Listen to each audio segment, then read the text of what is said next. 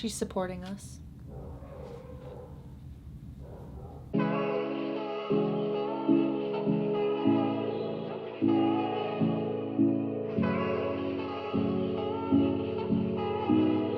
Hello seedlings, welcome back to my channel. It's Madison here, or Dandelion. Today we are talking about entities. Many months ago, I don't know how long, time blindness. Many months ago, we did a poll on the community tab of my channel, and that poll was to decide what video I made next, and there were 4 options. The winner of the poll was how to make magical sprays, which I just recently made that video. That's linked above if you want to check that out.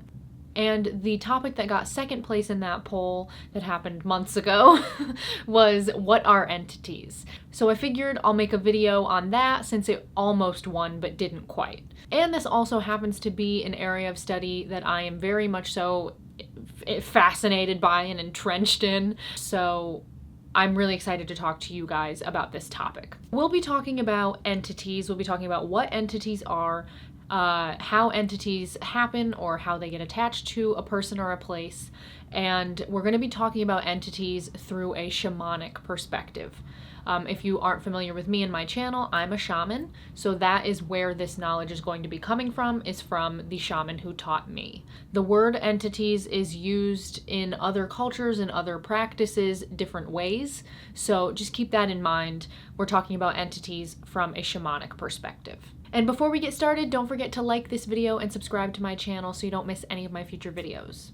So, what are entities? Entities are a type of energy being. They're a being of the shadow or a chaos energy being. Entities reside within any living being's energy field.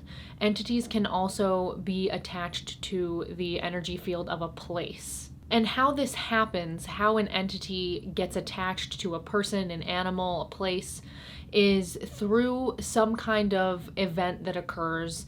Usually it'll be a trauma to the body, a physical injury, a trauma to the mind, a mental or emotional moment that caused an injury, or even just any kind of pivotal moment. Doesn't have to necessarily be intensely negative or intensely painful, but something has to happen to the place or to the person or to the animal for an entity to be kind of created and attached to that energy field. So it's important to note that entities are not demons. Completely different things. Completely different things. Entities are not demons. And entities aren't anything to be afraid of. I think the word entity has a lot of negative connotations attached to it in our current modern society with media and scary films and things, but entities are not dangerous. Entities will cause problems, though. They are beings of chaos, beings of the shadow. So while entities aren't anything to be afraid of, they will cause you problems in the long run. So if you have an entity somewhere in your energy field, they'll do things to you like maybe cause chronic pain or hold you back from your highest potential in whatever way that means for you. They might prevent healing. They'll just do little things like that. And it's also important to note that entities reside within everyone. Every single living being has an entity or 2 or 3 or 4 of varying sizes and degrees within their energy field. This is perfectly normal. In fact, it's just part of life.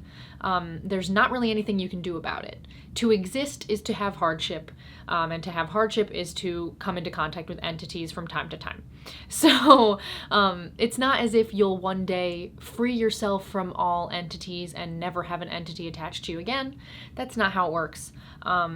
Unfortunately, it's an ongoing process. Just like being a human is an ongoing process of always learning and growing and evolving, you're always going to be dealing with these entities as you go through different points of your life. You might have entities that were attached to you during childhood that you deal with as a young adult. And then during your young adult life, you have a few more experiences that give you an entity or 2, and then you deal with those, and so on and so forth. So it's a cycle. It's like ongoing self-care. Just like your physical body needs a kind of cleanse and detox every so often, so does your energy body. And I'll give you an example of how entities can impact someone's body. The first example I'm going to give you is actually from a book that I recommend in my books about Reiki and energy healing video, so I'll link that above and below. But in that book, the author talks about this one experience that someone had where as a child they were playing in a field.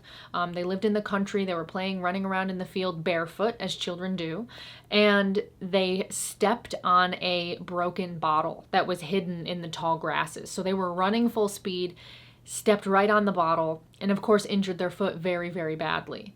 So the author then goes on to describe how as this person got older and older and went through more of life, the injury that occurred with their foot continued to linger within their energy field. And because it was lingering in this person's energy field, it manifested into issues with the person's physical body.